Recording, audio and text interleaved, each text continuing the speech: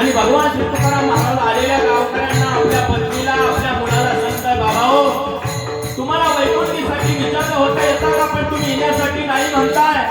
पण आता मी चाललो बरं का, आणि जर कुणी इथं हजर झालेला नसेल या वैकुंठ गमनासाठी एकच करा, त्यांना माझा राम राम सांगा, त्यांना माझा नमस्कार सांगा. आणि जीवन जगत असताना जर माझ्याकडून काही चुकलं असेल तर अपराध पोटामध्ये घाला. आणि आता मी जातो बरं का.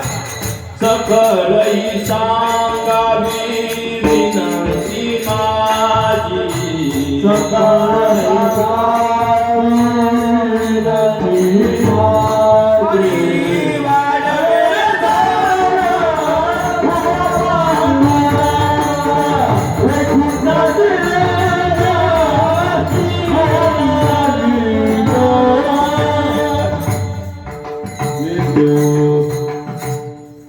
तुकाराम महाराज गेले वैकुंठाला, दृष्टांत माझा सांगला.